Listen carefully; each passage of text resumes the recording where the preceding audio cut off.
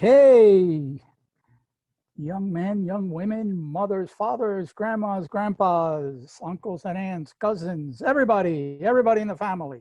Welcome to the last lesson of The Little Prince by Antoine de Saint-Exupéry. A wonderful story, you guys know it. We showed a video of it. Where the actual reading took place. And then you got to see some animation along with it. And we've been busy talking about The Little Prince, which is one of the most wonderful books written, translated into 300 languages. And like someone once said, that a children's story that adults don't enjoy is not a good story. And that's the wonderful thing about The Little Prince. It's written for children, but adults love it. They love it. They love The Little Prince. They love The Little Prince because of the wonderful message it sends. It sends a wonderful, wonderful, wonderful message. And so it's a great story. It's just a great, great story. And we're going to continue talking about it. We're going to talk about the plot. I'm going to show you some films, some more videos about analysis of The Little Prince. But also I'm going to teach you a little bit about different types of stories. So that, because I don't like to just talk about the books that I teach. I like to add things to it. I like to add additional information so that the students that read the book are able to really comprehend the book and they can be prepared for the next book. And talking about the next book, just so that you know, that picture I was just showing with Mickey Rooney. Mickey Rooney, that's the actor. That picture is about Huckleberry Finn, the adventures of Huckleberry Finn. And that's actually going to be one of the books we're going to talk about. We're going to do next class, The Adventures of Huckleberry Finn, another wonderful, wonderful story. It was written by Mark Twain. Mark Twain is one of the most famous American storytellers. So I hope you join. I hope all of you join for next class, next session of the class, because we're going to be discussing Mark Twain's Huckleberry Finn. But anyway, let's talk about The Little Prince right now. And so we were talking last time about genres. And remember, I like to give you a little bit more than the book. I like for you to learn about the book, but also learn other things that go along with the book. Because I think if any of you have been to other classes that I've taught, you know that I am a firm believer in killing two birds with one stone. I don't like to just read a book. I like to know everything about the book. I like to know everything about the history surrounding the book. I want to know everything. I want to teach everything because this is kind of knowledge that you're going to need later, you know, when you go into high school and you go into college and things like that. So anyway, we were talking about genres. I gave you a quick presentation on genres. And genres are categories. That's all they are. They're categories of art, of artistic composition, whether it's painting, music, literature, poetry, whatever. A genre is a category of that. For instance, in genres in writing, we got classical novels, which are fiction. We got nonfiction writing. We've got, poetry. We got epic novels, You know, those are the genres. And then below that, there are subgenres. For instance, maybe the spy novel, that could be a subgenre. Action could be a subgenre. War, romance, fables. So those are subgenres. And we touched on that a little bit. I had a video for you of this really nice young lady telling you the story about genres. So remember, that's a very important word, genres, genres. But now there are different types of stories. There are actually different types of stories. You got a story that's called an allegory. You got a story that's called a parable. You got a story that's called a fable. And you have a story that's called a fantasy. Why am I bringing this up? Why am I telling you about these types of stories? And one of the reasons is that The Little Prince fits into a lot of these types of stories. It kind of fits into an allegory. It kind of fits into a parable. It kind of fits into a fable. It kind of fits into a fantasy as well, right? So an allegory is a narrative in which a character, place, or event is used to deliver a broader message about real world issues. Well, you know, Little Prince is that. He's delivering, he's giving you a message about something, right? Writers and speakers typically use allegories to convey hidden meanings, you know, meanings that are not obvious. They're hidden meanings through symbolic figures. You know, the Little Prince was a symbolic figure. The fox was a symbolic figure, right? Actions, imageries, or events, which together create the moral, spiritual, or political meaning the author wishes to tell you, to convey, right? And that fits the Little Prince, right? That fits the Little Prince. The Little Prince could also be a parable, right? And I'm going to tell you, the Little Prince is wonderful because of this, because not all the stories that you're going to read fit all of these types of stories. Not all of them, but the Little Prince does. So what is a parable? A parable is a story that teaches, and the Little Prince teaches. It teaches, so it's a parable. It can be in prose or verse, meaning it can be in regular words like we have here, or it can be like in poetry. It illustrates one or more instructive lessons or principles. It differs from a fable in that fables employ animals. They employ animals. They employ plants, inanimate objects, you know, objects that don't move, or forces of nature, like let's say wind and hurricane and things like that. And then a fable. And you know, and Little Prince fits a parable. It is in a way a parable because it's teaching you something. It's teaching you about love, about friendship, and you know, things like that. A fable is a short story, typically with animals as characters, conveying a message. The Little Prince is also a fable to a certain degree. A fantasy is a genre of a speculative fiction. In other words, things like dragons and flying wizards and little hobbits. You know, if you ever read The Hobbit or The Lord of the Rings, you'll know that that's a fantasy. That's a fantasy, right? So I already showed you this, so I'm not going to show you again. That's the one young lady that told you about genres and subgenres, what they were. So we're going to skip that. However, I want to show you a fable. I'm going to show you a fable. And about 3,000 years ago, there was a guy, his name was Aesop. Aesop. And Aesop wrote hundreds of fables. Hundreds of fables. And the reason why I want to show you this particular fable by Aesop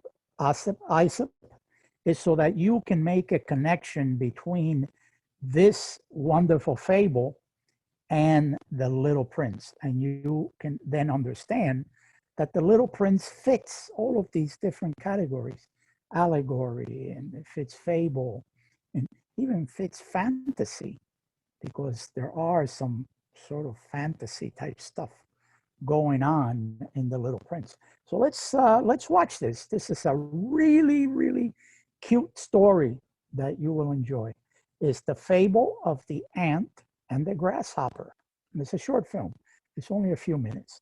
So let's take a quick look at it.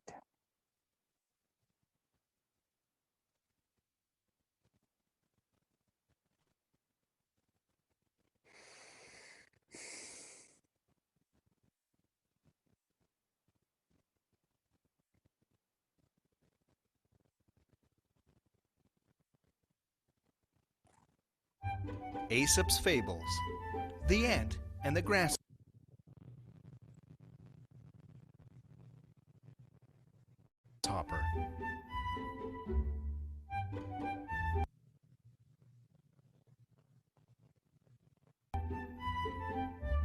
There once was a grasshopper who liked to play with his flute.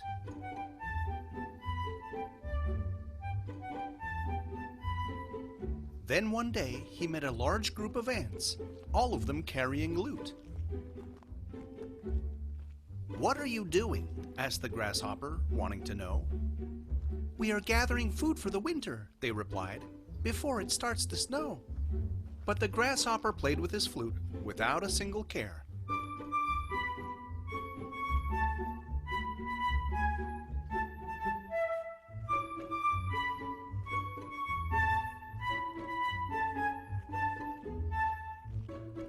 While the ants had to carry apples and peaches and even a pear.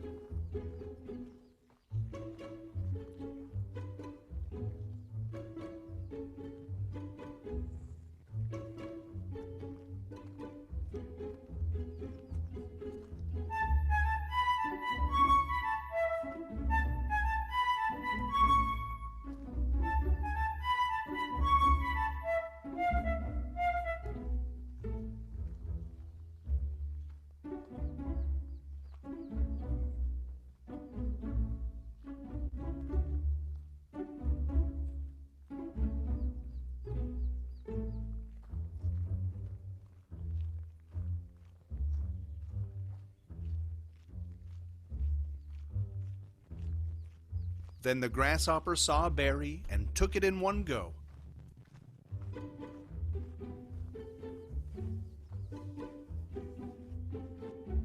That made the ant angry, but then it started to snow.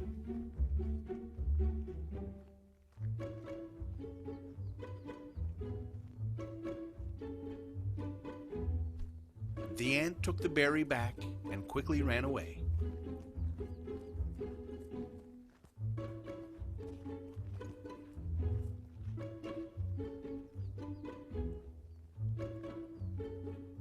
While the grasshopper took his flute and continued to play.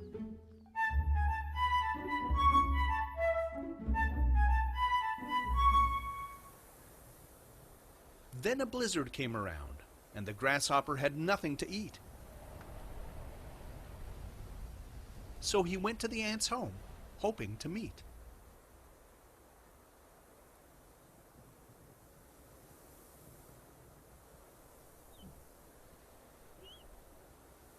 He looked through their window, and what did he see?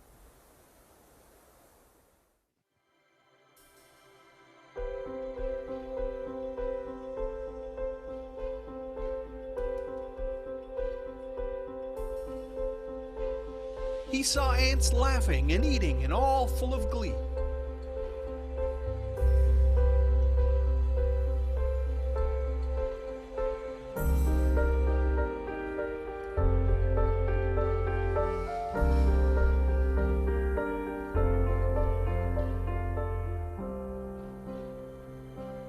So he knocked on the door, and it opened to show the ant he met earlier, now wondering what the grasshopper was here for. "Can I have some food?" asked the grasshopper, hoping for a bite. "You did no work," said the ant, "so nothing for you, and it serves you right." So the grasshopper walked away with nowhere to go.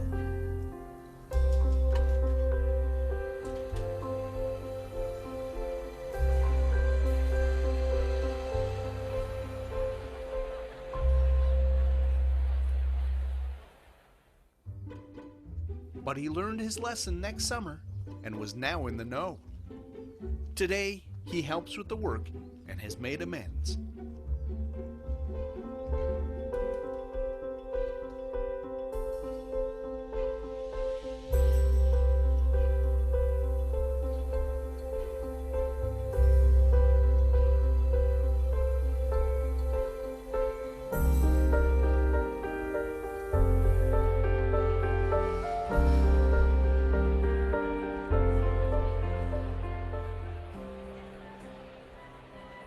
And now spends winter with the ants, his newfound friends.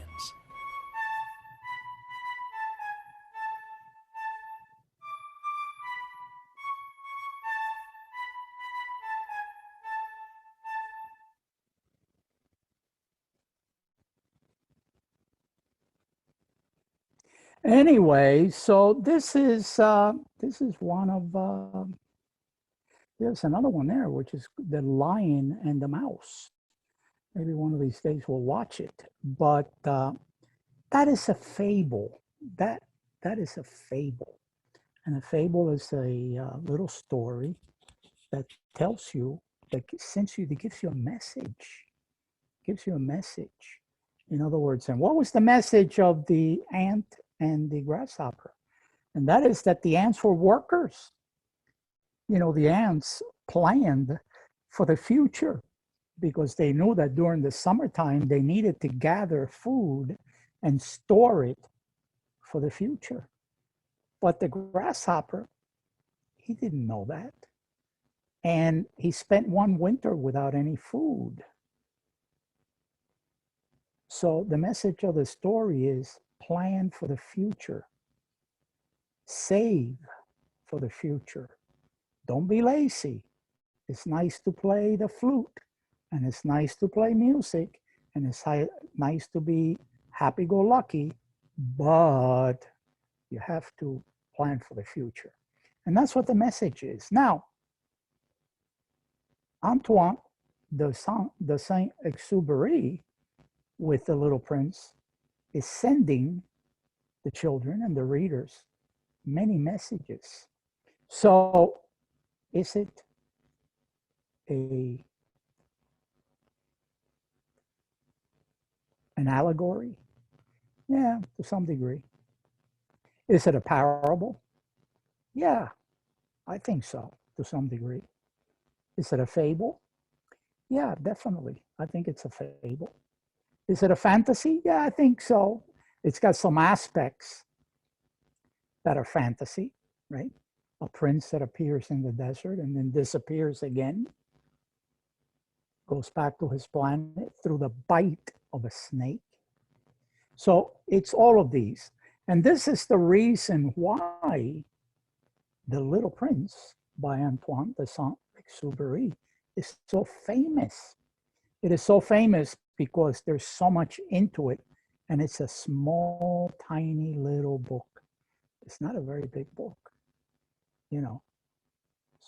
I don't know, 120 pages or something like that. You can read it. I mean, we saw the film, we saw the video in which each page was read by the narrator, and it only took what, an hour and 40 minutes, maybe an hour and 40 minutes. So it's a short read, but man, it packs so much goodness in it, packs so many messages about loving the people that you know, like in the case of the rose, right? Loving the rose, even though there are many roses out there, right? So, I mean, don't be like the business guy counting stars. So many messages in The Little Prince, right? So let's look at another one. Let's look at an analysis of the Little Prince. This is analyzing it.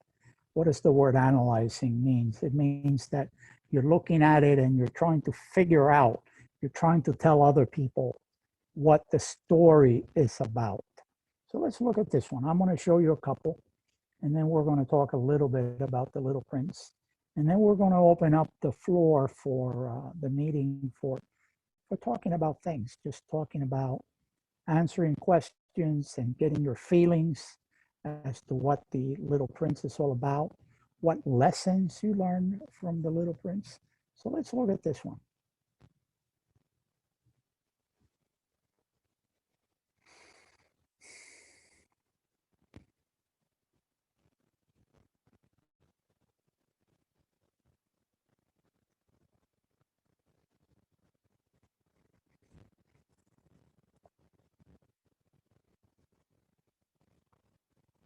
Yesterday morning, I read the book The Little Prince, originally Le Petit Prince, by Antoine Saint-Exupéry in 1943.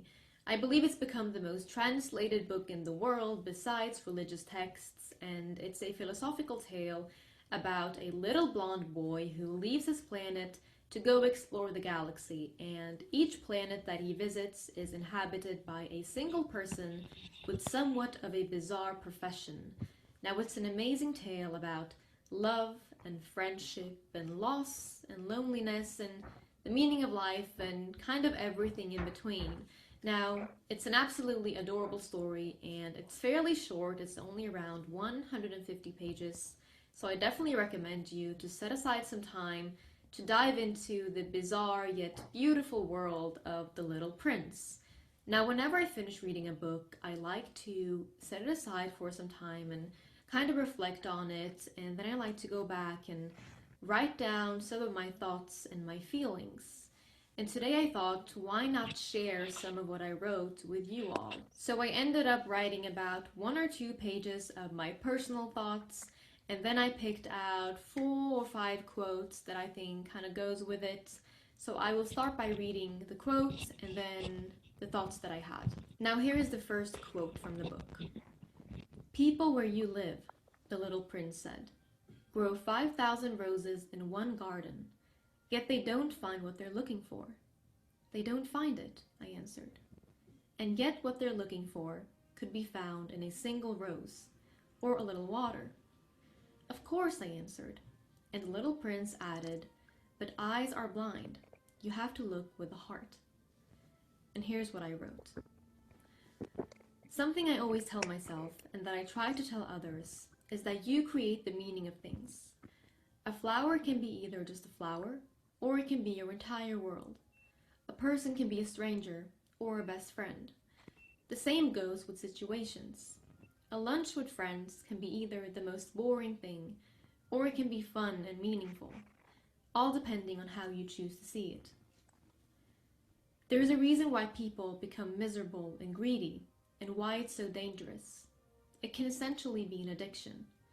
We want more and more, and we become collectors without appreciating the value of what we have collected.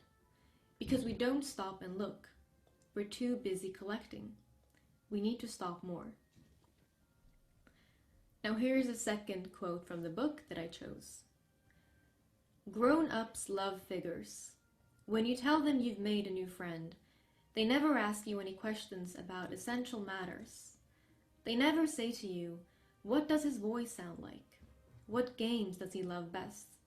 Does he collect butterflies? Instead they demand, how old is he? How much does he weigh? How much money does his father make? Only from these figures do they think they have learned anything about him." And here's what I wrote. This really spoke to me. I was talking about this with a friend of mine not too long ago, and I said something like, define people by what they would write in their diary, not by the information that can be found in their passport or their resume. If the information can be found there, it's not interesting. Even if it's impressive on paper, it's not where you've been or what you've done that's interesting. Rather what you've learned, what you felt, what you feared, what you overcame, and what made you laugh when you were at that place and when you were doing that specific thing. Here is a third quote from the book. You're beautiful, but you're empty. One couldn't die for you. Of course, an ordinary passerby could think my Rose looked just like you. But my Rose, all on her own, is more important than all of you together, since she's the one I watered, since she's the one I put under glass, since she's the one I sheltered behind the screen, since she's the one for whom I killed the caterpillars, except the 2 or 3 butterflies, since she's the one I listened to when she complained, or when she boasted, or even sometimes when she said nothing at all, since she is my Rose. Now here's where I wrote. Talk about what you love. There are few things as beautiful as hearing people speak about what they love, whether it be a person, a hobby, or their favorite tea.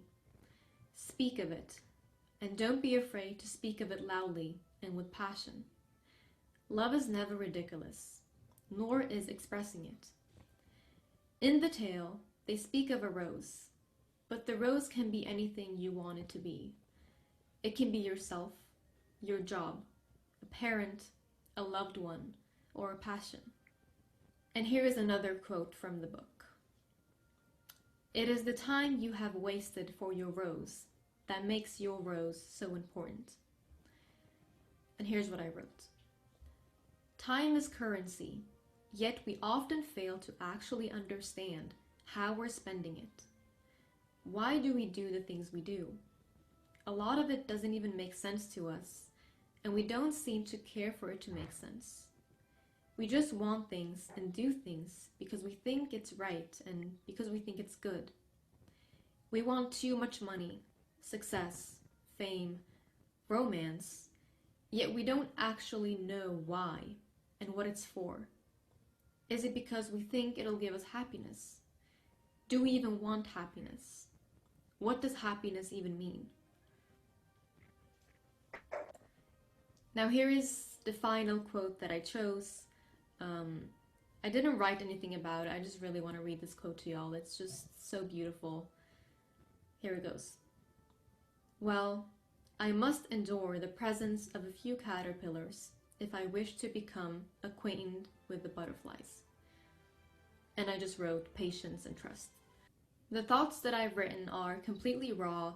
It's straight from me sitting on my bed, just reflecting and writing on the thoughts that I had post reading this book. So yeah, what are your thoughts? And what does happiness even mean? What does it mean to you? I think it's a word we're all chasing, or a word, it's an emotion, I guess, we're all chasing, yet we don't really know what it means. Like, if you would define happiness in one sentence, what would you even say? It's very interesting. Please share, please tell me what happiness means to you. Okay, very nice, very beautiful, very beautiful. Now, I got to ask you guys, what does happiness mean? What does love mean? What does companionship mean? What does friendship mean? Anybody out there? Can anybody tell me what happiness is? How are you happy? What makes you happy? Can somebody tell me? You can write it down. You can send me a text right now. If you want, you can write it down right here on the chat box, on the chat. What does happiness mean? Or you can speak out. Feel free to speak out. Happiness. What is happiness? What makes you happy? What makes you happy? What is love? I hear somebody. I hear somebody. Come on, let's go. Tell me, what is happiness? I think happiness is like when you're very happy. When you're happy. Yeah, that's right. You're totally correct. But what makes you happy? Let me ask you, what is your name, by the way? 10. Okay. What makes you happy? Mm, Being with friends, does that make you happy? yeah, Yeah. Yeah. What about when you go with your mom and dad somewhere really fun? Does that make you that happy? makes me happy too. That makes you happy. That's right. That makes you happy. Yeah, absolutely. That's beautiful. That is beautiful. I really love what you said, and I appreciate it. Now, I see someone here writing a little message. What makes me happy is going to the Mall of America. Oh, my goodness. Going to the Mall of America makes this person, and I don't know whether it's a boy or a girl. Let me see. Sasha Young. Oh, Sasha. Sasha, tell me about going to the Mall of America. What is it about the Mall of America that makes you happy, Sasha?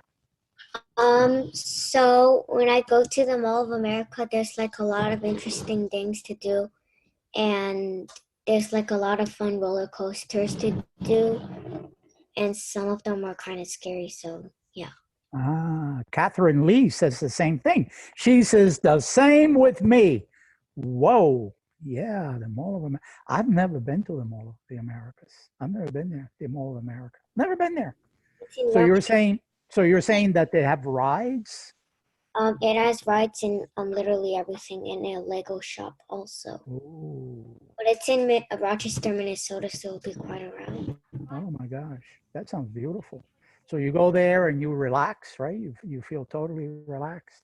You feel like you can do anything. You can get on a ride and have the excitement of the ride. And then you can go shopping and all of that stuff. And that makes you happy. Wow, I think that's beautiful. I think that's beautiful. Now, what about someone else? Why don't someone else tell me what makes them happy? What makes them happy? What makes you happy? But really think about happiness. Is happiness something that makes you happy quickly and but then goes away?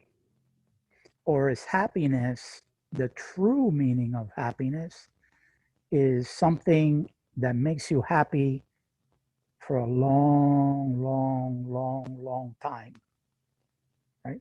Because actually, when I sit down at a big table and I eat, I'm happy. Oh man, do I like to eat? I'm happy.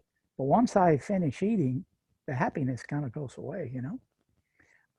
But what makes me happy is being with my children. I have three daughters, you know? I got three daughters. I got a daughter that lives here with me at home. I got a daughter that lives in New York City. And I have a daughter that lives in Australia. And when I talk to my daughter on WeChat and I can look at her face, that makes me happy. And when I talk to my daughter in New York and I see her face on the screen, that makes me happy. And if they come here to visit me, whoa, does that make me happy? That makes me happy. So they make me happy and they make me happy for a long, long, long time. And it's a happiness that stays with me for a long, long, long time. Can somebody tell me something that makes you happy for a long, long, long time? So here we have Andy. Andy Lee says, happiness is when you have joy, and happiness makes you enjoy life. Andy Lee, my gosh, that is beautiful. What makes me happy is when I play football with my dad. Wow, that is that is great. I love that, Andy Lee. I really, really love it. And I very much appreciate it. Now, let me see what Sasha Yan says. True happiness is being happy for a long time. And it is. That's true happiness. The shorter happiness, there's nothing wrong with it. It's nice to be happy on a short-term basis. Absolutely. You know, but when we find those things that bring happiness to us for a long, long, long time, is it better? Is it truer happiness? I think so. I think so. So now Catherine Lee says, what makes me happy is going with my friends kayaking. Oh, yeah. Going with your friends kayaking. Because you know what? It's not the kayaking, it's the friends. That's what makes you happy. Not so much the kayaking. Because if you were to go doing something else, playing tennis with your friends, that would make you happy. If you were to go to the mall with your friends, that would make you happy too. But the long term part of it, the strong part of it, is being with your friends. With your friends. So Sasha Yan also says, with Chen Knight. I don't know what that means, but okay, I'll go along with it. Name, it's somebody that Ah, and Catherine both know. okay, Catherine. Yeah, they're always there. They are always there. That's right. Catherine, you're totally correct. They are always there for you. Jennifer, I'm happy when I'm reading a good book or reading to my little sister. Oh, that is awesome. That is great. That is great. That's right. Because it can be any book. The book is not that important. The thing is when you're reading to your sister, that's what makes you happy. So you could be reading anything. You can be reading baseball cards to your sister, but it's being with your sister that makes you happy. It's the deeper things in life. And then Catherine Lee says, I love playing tennis. Guess what, Catherine Lee? I'm a big tennis player. I started playing tennis when I was 12 years old. Yeah. And I've been playing tennis ever since. And I played tennis today. And I played tennis yesterday. And I played tennis the day before. And I play tennis 5 or 6 times a week. 5 or 6 times a week. And I play for about an hour and a half to 2 hours almost every day. Oh, man, does tennis make me happy. Because when you're hitting that ball, you forget everything, right? When I see that ball bounce in front of me and I turn to hit a forehand and pop, I hit that forehand and I see that ball hit my racket and it crosses over the the net, and it bounces on the other side and the other player hits it back. And then he comes to my backhand, he or she comes to my backhand, and I turn and I swing right through the backhand and I put top spin on it, and that ball goes right over the top of the net. Wow, does that make me happy? I love it. But being with my children, that really makes me happy. And Manji Kong says, I am happy when the weather is good. Manji, yes, indeedy. Isn't that the truth? Man, does bad weather make me gloomy? Bad weather makes me sad. I don't like bad weather. I don't like it. So yeah, when it's nice and sunny, you know, nice and sunny. Yeah, actually yesterday after I played tennis, I put my bike in the back of the car. I have a bike rack, and I put the bike in the back of the car, and I went about, I don't know, maybe 10 miles from here. There's a trail. It's called the Hawthorne Trail.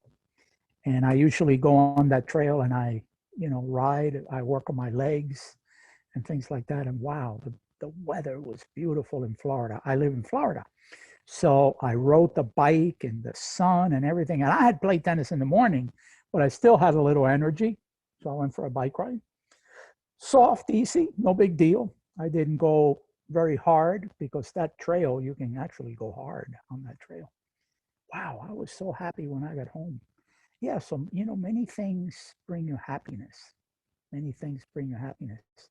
But always remember that the things that bring you happiness long term is the best.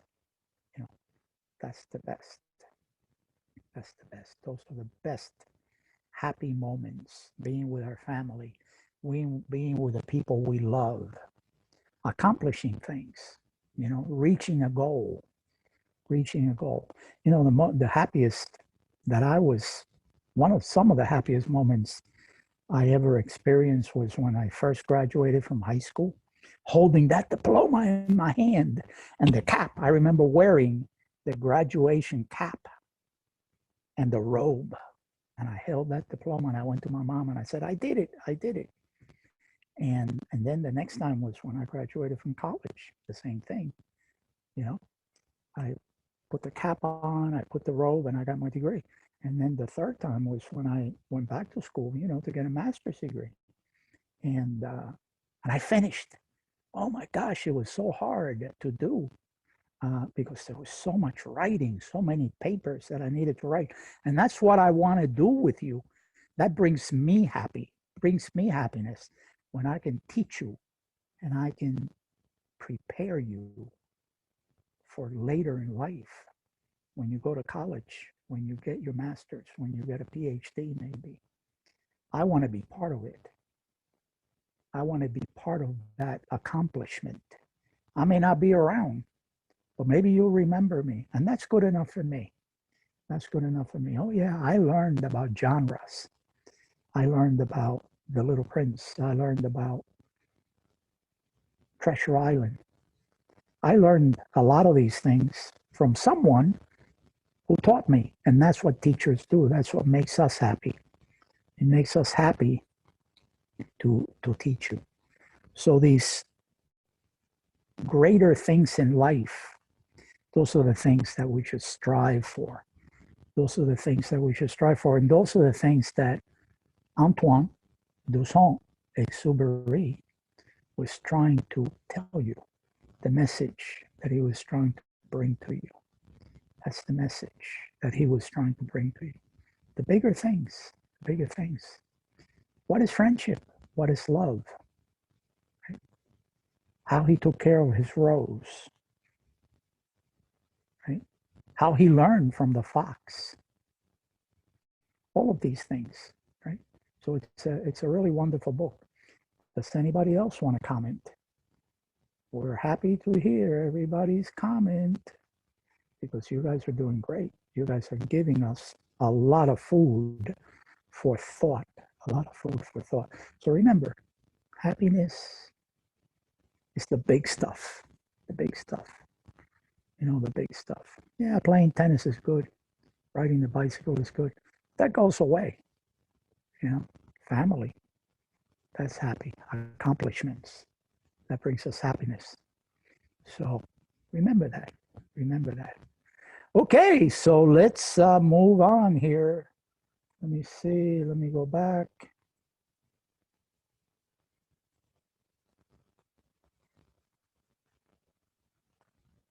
Okay, so now let's watch this one here. And it says, The Little Prince turns 75 years old. Imagine that book was written, wow, 75 years ago. Amazing, amazing. And the message continues to be such a beautiful message, right? The message continues to be so beautiful. Okay, so let's watch this one.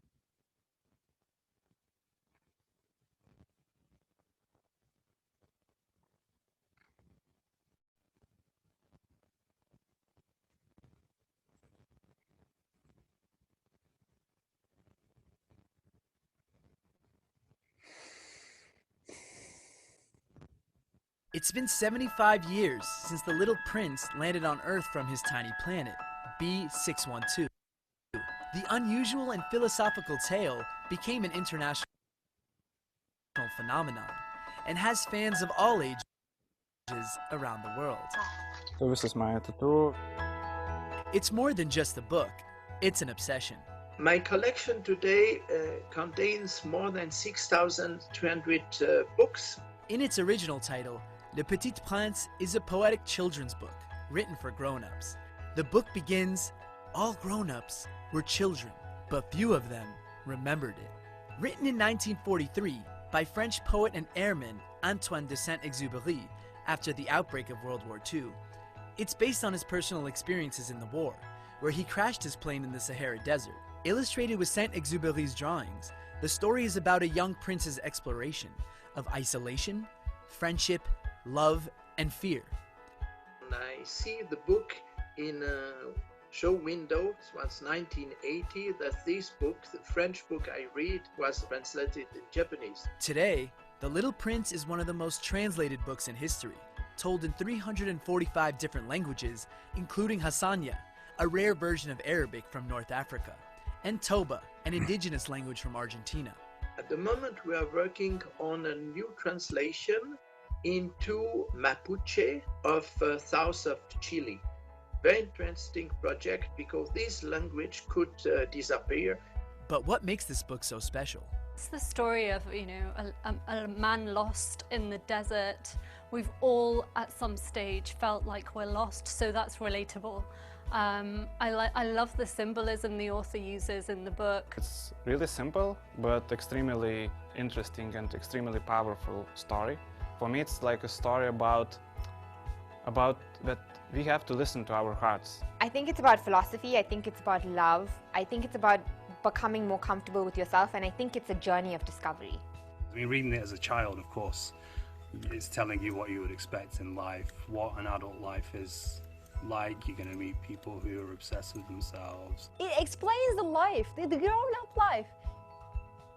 You grown-ups. The Little Prince may seem more popular today, but in fact, the book has always been popular. I think the most precious book I have in my collection is the book who belongs to Che Guevara. Find this book, one in an auction, and it is signed from Che Guevara, and it was a present to a friend after reading it. And this iconic book brings many different meanings to its readers. It's timeless. It's a book for your entire life. Sometimes when I'm really sad or depressed, I just look to my hand and it makes me happier. It's so romantic, and it's a sad story. It's a little bit heartbreaking. Never losing sight of what's really important. And Jean-Marc wants his legacy to outlive him. I set up a foundation to make sure that my collection will keep together after me. And the second reason is to make possible to organize new translation. I'm sure it'll be read for generations and generations to come. It's been translated in so many different languages. It truly will captivate the world.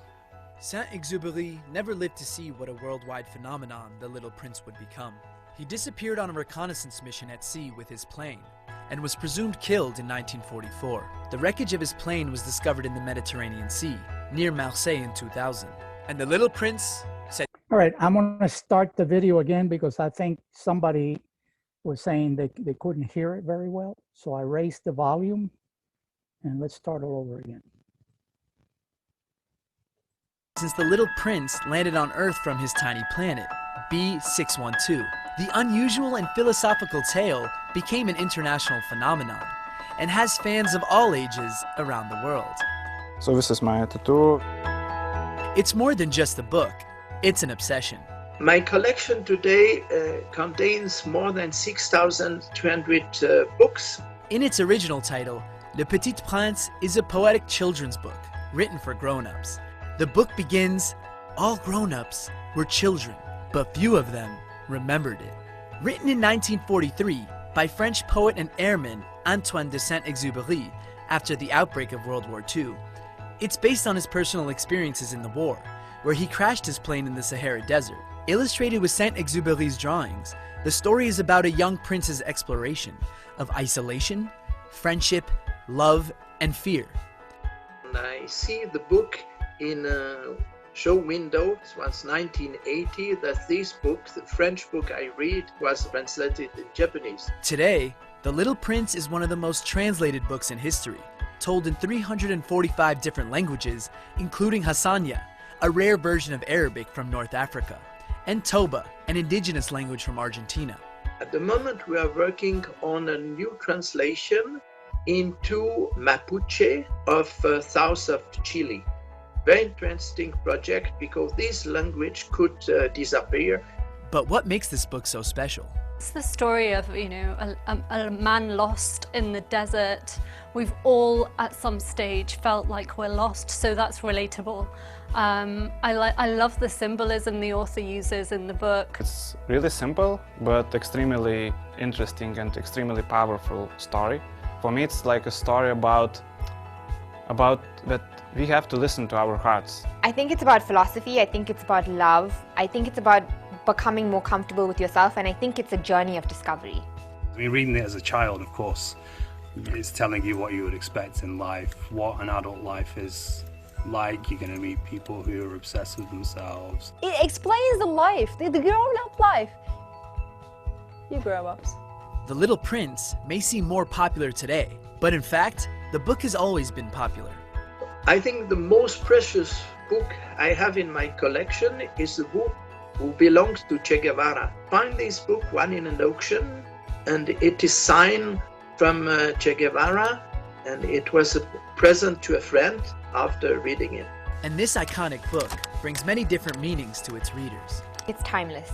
It's a book for your entire life. Sometimes when I'm really sad or depressed, I just look to my hand and it makes me happier. It's so romantic, and it's a sad story. It's a little bit heartbreaking. Never losing sight of what's really important. And Jean-Marc wants his legacy to outlive him. I set up a foundation to make sure that my collection will keep together after me. And the second reason is to make possible to organize new translation. I'm sure it'll be read for generations and generations to come. It's been translated in so many different languages. It truly will captivate the world. Saint-Exupéry never lived to see what a worldwide phenomenon the Little Prince would become. He disappeared on a reconnaissance mission at sea with his plane and was presumed killed in 1944. The wreckage of his plane was discovered in the Mediterranean Sea, near Marseille in 2000. And the Little Prince said goodbye, saying, "It's too far. I can't take this body with me. It's too heavy. For travelers, the stars are guides."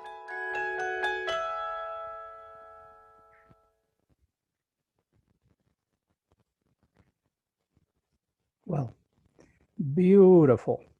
It truly is a beautiful book. It's a book for all the ages. It's a book that 20 years from now, you'll be able to go into your library and pull it out and read it and remember, and maybe read it to your children, maybe read it to your grandchildren. So it's a book that will go on. It will go on fascinating and entertaining people, readers, for years and years to come. And you right now, you know a lot more about The Little Prince than a lot of people out there, which is great. If you read it, studied it well, you watched the animation that I played the other day, you really see the deep thoughts in this book. And hopefully you'll be able to live by them as you get older. You'll never forget this book. This is a book that you will never, ever forget. How to Be Happy. Here's another one. Let's play this one as well. So if you can't hear it, the video breaks down or whatever, let me know. And I can either play it again or figure something out. But anyway, here it goes. Now, before I play it, does anybody have any additional comments about the book, about how they feel about it, about what they've learned by reading the book? You can do that now if you like. Otherwise, let's see what somebody's saying here. Let's see, yeah, B612 is, well, it's not a real planet. It's actually an asteroid. That's what it is. It's an asteroid. It's apparently, I'm not that good at science, but apparently it is an asteroid that's flying around out there. And he must have done his research and found out that it is an asteroid, but it's not a planet, it's an asteroid. But the Little Prince calls it a planet. Is Anyway, that why it's the asteroid is so small? And he says the planet that he lives on is small. yes, that's right. The asteroid is very small. An asteroid is about, I don't know, maybe a few hundred meters in diameter, around. But wouldn't Asteroids are roast, very, very small. What's that? but wouldn't because of the pressure roast them up because like there's Well, yeah, remember this is a fantasy. This is not real. Of course, nobody can live in an asteroid. Nobody can live in an asteroid because there's no oxygen. The asteroid is flying through the sky, it's flying through space. And it's not like the Earth. The Earth has an atmosphere that holds in the oxygen. And not only that, the Earth has trees that create oxygen, and also the oceans. People don't know it, but the ocean creates oxygen. The ocean, if you know your chemistry, is composed of H2O, one molecule of hydrogen with two molecules of oxygen. So as the oceans evaporate, they're creating, the molecules break down and it's creating oxygen. So a great deal of the oxygen that we breathe comes from the ocean. Another big part of the oxygen that we breathe comes from the trees and the forest and things like that. And that's why it's so important that we take care of nature. It's so important that we take care of, that we are aware that we're going through a period of time called, global warming, because, all of that is going to affect us. So we got to make sure we take care of nature. We got to make sure that we safeguard nature. But an asteroid, and if you want to know, that's such a good question that I'm going to back out. Give me a second here. Let me see. Let me show you an asteroid. Asteroid.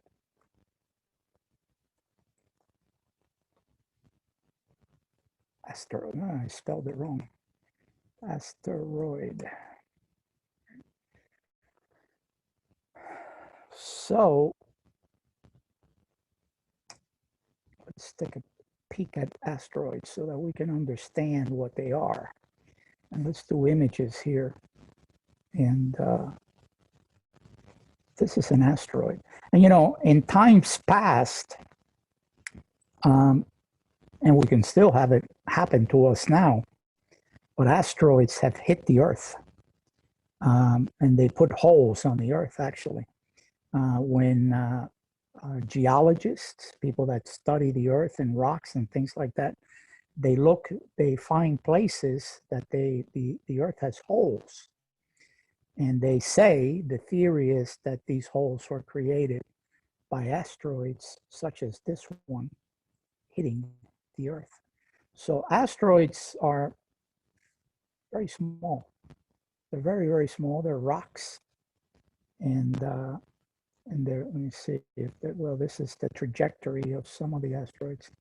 Let's go back over here and see if I see something that's interesting that I could, well, here's one. This is an asteroid. See, it's just a piece of rock. It's a piece of rock that could be, I don't know, maybe 100, 200 meters in diameter. That's about it. And when you look at the pictures of the Little Prince, you'll see him on top of this rock that is very small. And that would be about correct. But again, remember, this is a fantasy. This is fantasy. No one can live on an asteroid, no one. But for the purpose of Antoine Exupery, he chose an asteroid because, for whatever reason, he wanted to make the Little Prince be a little guy. I can't get to that. Let me see what somebody is saying. There it is. Can I go because I need to eat dinner? Yeah, sure, of course. Nicole, you can definitely go. You're going to get this this PowerPoint anyway. You can watch it later. But yeah, have a good dinner. Enjoy your dinner. Like the French say, bon appetit. Anyway, so here is the asteroid, which is very small. Sometimes when the asteroids enter the atmosphere of the Earth, they begin to burn down. They catch fire, and we can actually see them on the sky in the sky when they catch fire and they hit the Earth. So asteroids are very, very small. But how can the little prince live on it? Well, he can't. He really, in reality, he couldn't. But it's a book. You know, it's a fantasy. It's a story. Yeah, go ahead. Yeah, you were saying if you have anything to add, we'll be happy to listen to you. Anyway, so this is an asteroid. Now, a planet is different. You know, a planet, it's big. So we have, you know, in the solar system, here's a picture of the solar system. We have all of these planets that go around the sun. And they're big. They're big, big, big, big. You have the Earth right here. And you got Mars right over here. And you got Neptune. And you got Pluto. And you got all of these different planets, right? Here's a chart that tells you. Here's the Earth. Here's the Sun, Mercury, Venus, Earth, Mars, Jupiter, Saturn, Uranus, Neptune. Those are planets, and they're much, much bigger than an asteroid. You want to watch the video? Yeah, we're going to watch the video right now. Someone else that needs to go, Nicole. Yeah, of course, Nicole, you can go. You can watch the, you can watch all these videos later. All right, so let's look at that particular, let's see.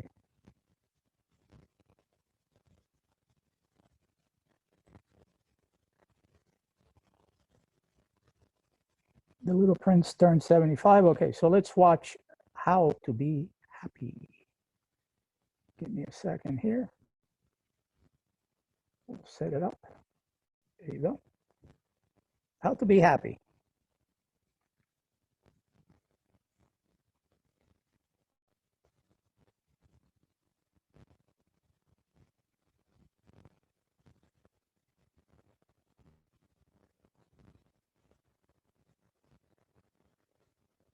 The Little Prince is a short and poetic book. It puts into perspective that which we already know, and with such ease delves into philosophy, allowing us to see past of our skin to find an elephant.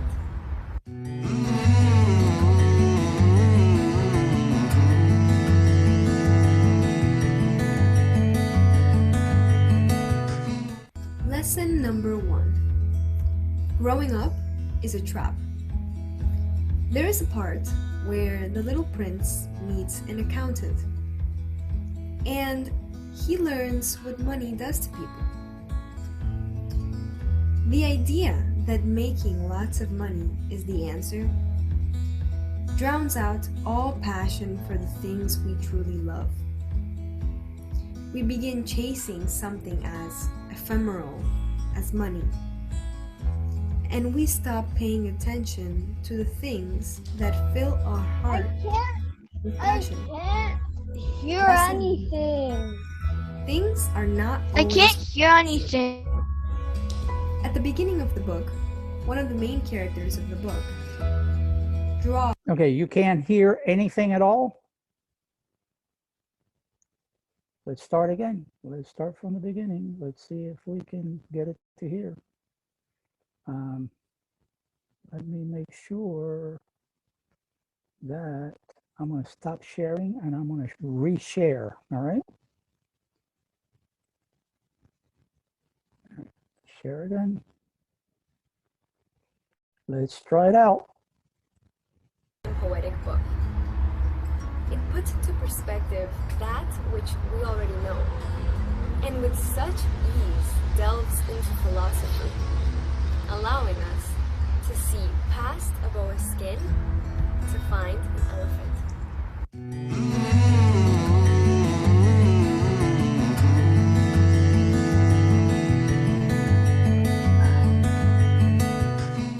Lesson number 1. Growing up is a trap. There is a part where the little prince meets an accountant, and he learns what money does to people. The idea that making lots of money is the answer drowns out all passion for the things we truly love. We begin chasing something as ephemeral as money, and we stop paying attention to the things that fill our heart with passion. Lesson number 2. Things are not always what they seem. At the beginning of the book, one of the main characters of the book draws. Someone is asking for a break, and that might be a good idea. Let's take a break. We'll come back. Let's take a 5-minute break. We'll come back to this very same spot. Yeah, thank you. Thank you for reminding us that we should take a little break. Okay, let's take a little break. We'll come back in 5 minutes. 9:11. 11 minutes past 9. Go ahead, take a break.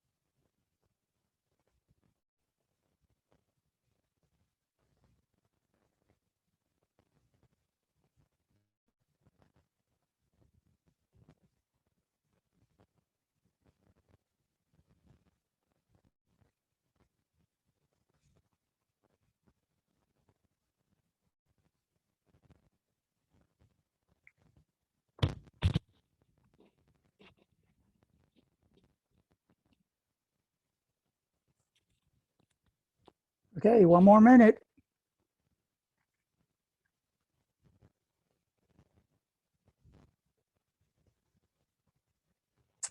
Okay, thank you for telling me, reminding me to take a break. I think it's a good idea. Excellent idea. So here we go. A boa constrictor eating an elephant, and his parents think it's a hat. He has to draw a second drawing showing the insides of the boa constrictor, and then everyone becomes scared. A lot of the times children are not understood, and that spark that they have of creativity and wonder gets taken away because of the mundane reality adults live. Lesson number 3. Some people are just misunderstood. When the little prince meets the fox was lonely. He just wanted a friend. Although foxes are looked at as if they were villains in fairy tales, in this one, he was just looking for a friend. And in the end, gave the little prince the best advice. He said, "The time and effort you invest in those you tame is what makes them special. And you must care for what you tame, because once you lose them, they can't be replaced." Lesson number 4. Follow your heart. In one planet, the little prince meets a man that prefers to investigate about distant lands because he prefers to stay busy investigating. A lot of times we make excuses to travel and do what we want because we chain ourselves to our current jobs and responsibilities, forgetting to look outside the box for other alternatives. Lesson number 5. Be thankful for what is yours. Above all, value it. Above all things that are similar to it. When the little prince comes to Earth, he finds millions of roses. Back in his planet, he only had one, and he would care for her deeply. When he came to Earth and saw the millions of roses, he told them, "You are beautiful, but you're empty. One couldn't die for you." Of course, an ordinary passerby would think my rose looked just like you. But my rose, all on her own, is more important than all of you together. Since she is the one I watered, since she is the one I put under glass, since she is the one I sheltered behind the screen, since she is the one for whom I killed the caterpillars, except the 2 or 3 butterflies. Since she is the one I listened to when she complained, or when she boasted, or even sometimes when she said nothing at all. Since she is my rose. Lesson number 6. It's truly not about quantity, it's about quality. Life is simple, we make it complicated. A lot of the times we think the more we have, the better off we will be.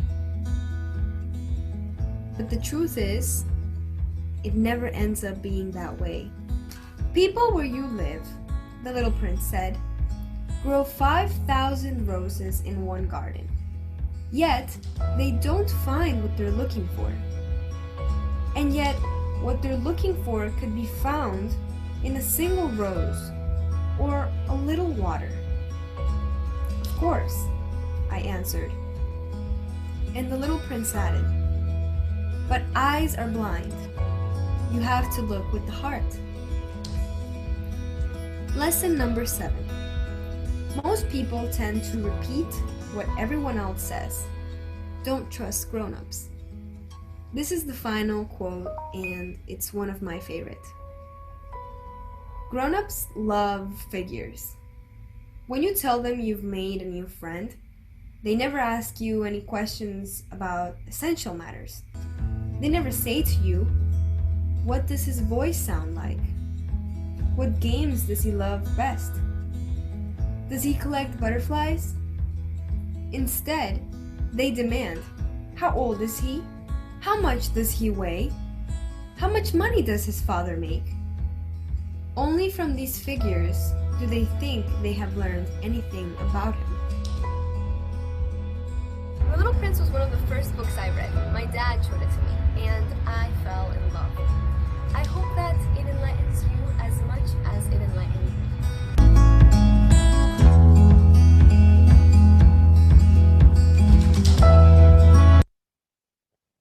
Okay, nice. Very, very, very nice. Any questions so far? Any comments? Especially comments. I love your comments. I love what you're telling me. So any comments? Okay. So anyway, we have a few minutes left. We have about maybe, I don't know, 12 minutes left, more or less. I originally had this thing for you about being a writer and ways of writing, just in case you guys want to be a writer. When writing a work of fiction, whether a thriller or romance novel, prepare to spend a lot of time developing complete details of who the characters are. And the reason why I had said that is because The Little Prince has a lot of characters. And Antoine de Saint-Exupéry spent a lot of time creating these characters. So it is always good if you're going to be a writer or you want to write a little story or whatever, you have to spend a little time creating characters. And the way to develop a character is to establish a character's motivation, you know, establish what the character wants to do. Choose a voice. Who will be telling the story? Is it you or a third person?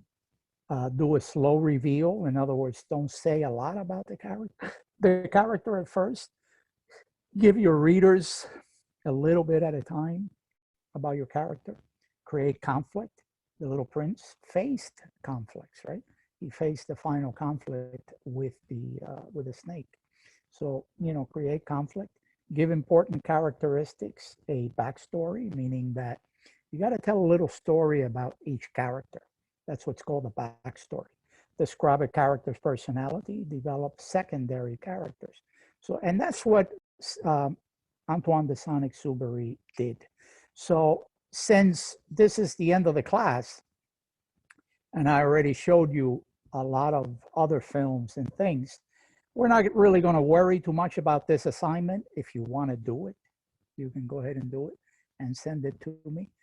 Create 4 characters, you know, maybe 4 characters of people that you know, or fictional people that are in your mind.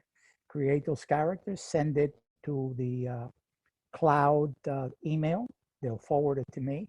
I'll read it and I'll get back to you and I'll tell you, you know, give you my opinion, give you my opinion. Now, here's the character, here's the plot overview, but you've seen the plot many, many times over. So I'm going to let you read this. When you get the PowerPoint presentation, I'll let you read this. This can be a reminder of the book. But you already saw the book on film, and we've been spending a lot of time talking about the book.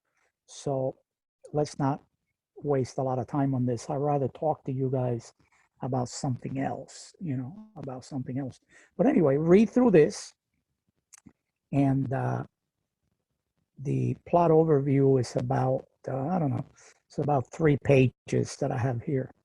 And 3 or 4 pages. And then the PowerPoint ends, but I'll let you read it. And just remember, I mean, if you want to create 4 characters, send them to the cloud email address. They'll forward it to me. I'll read it. It takes me a little while to read everything because I'm pretty busy these days creating, PowerPoints for you guys and all that stuff. But I will read it and I'll get back to you. So why don't we spend the last, I don't know, maybe 7 or 8 minutes of the class. I'd like to hear from you. And my first question is, what did you learn from The Little Prince? You can write it.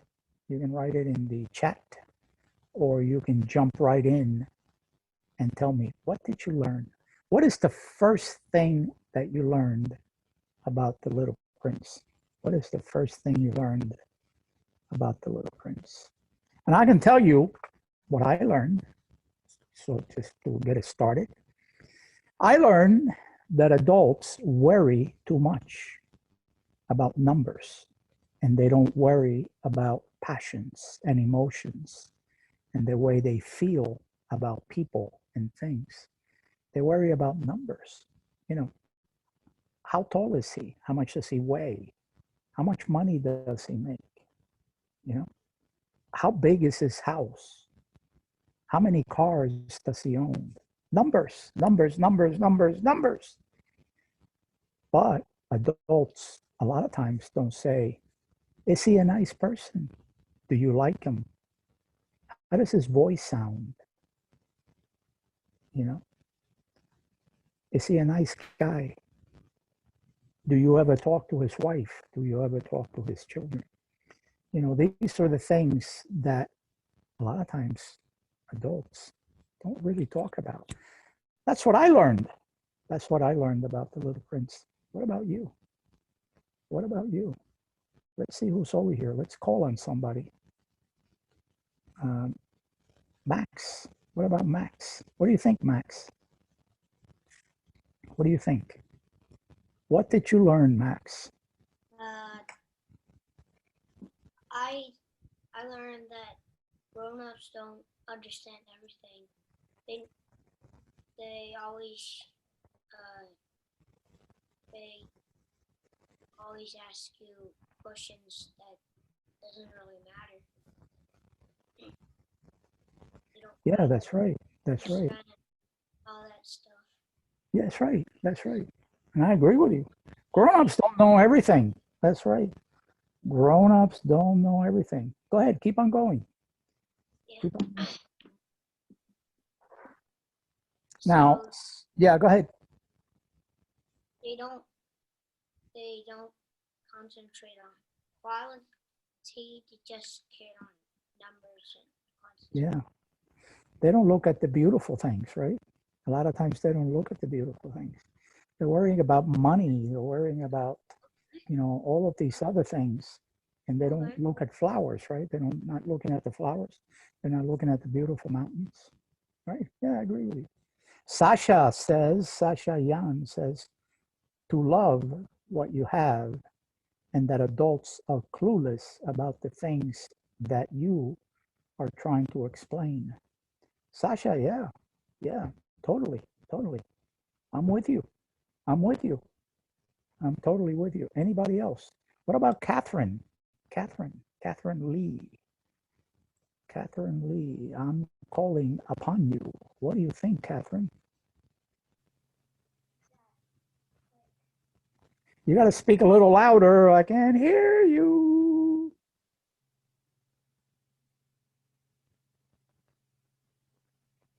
The world is not always what we know. Like adults see the world in the most boring way possible, as kind of imagine. Yeah. Wow, that is beautiful, Catherine. That is totally beautiful. Say it again so that everybody else hears you. Go ahead, say it again. The world is not always what it seems like. The adults kind of see the world in the most boring way possible. Yeah.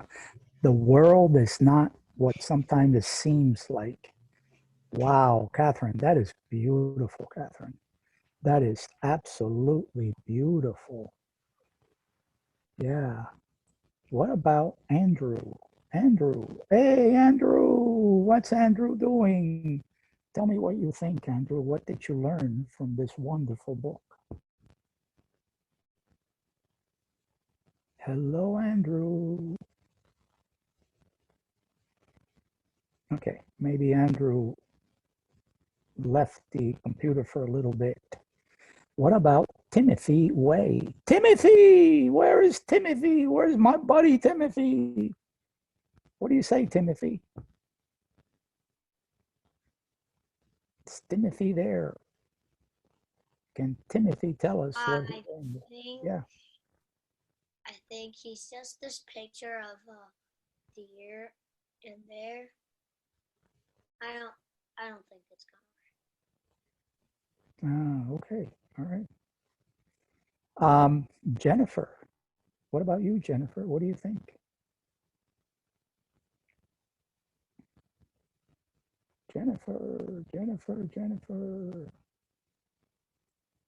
me see what it says. Timothy Way. I learned that the Little Prince is not entirely made up. It reflects the author's life. Oh, now that is a very good explanation. You're totally right. Antoine de Saint-Exupéry was talking about himself. Yeah, he was talking about himself. So definitely, I agree with you, Timothy. Very good. Very good. Excellent point, and excellent comment. Jennifer. What about Jennifer? Jennifer. Okay, let's move on to, I think Andy Lee already gave us his thoughts. Yeah, Jennifer has to leave. Okay, that's fine. I understand. Who is this now?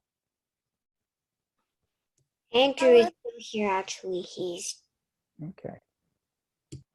All right. So, and Jennifer, is she around? No, I guess not. Okay. Well, anyway, why don't we? We're getting very close to the end. So, if anybody, what about questions? Does anybody have any questions other than comments? Does anybody have a question that they can ask? we go now. We can definitely go now. You can Okay, bye-bye. See who is this, by the way? Who is talking? Okay, that's all right. Tim. Oh, Tim. Okay, Tim. Yep. All right. Tim. You did great. You did great, Tim. I really appreciate what you said. Okay, I learned that, I learned that The Little Prince is made for all ages. Very good. Very good. Allison Lee, very good. Okay, guys, let's leave it right here. Next time, we've got another book for you. And next session, we're going to do Huckleberry Finn. So until next time, good night for the ones that are in the United States, and good morning for the ones that are in China. And Sasha, nice to see you, Sasha. And Max, nice to see you, Max. So until next time, Catherine Lee, hey, there you go. Terrific. You got such a beautiful smile. Okay, guys, until next time, see you later. Like we say here in Gainesville, see you later, alligator. After a while, crocodile. After a while, crocodile. That's right. Bye. Bye.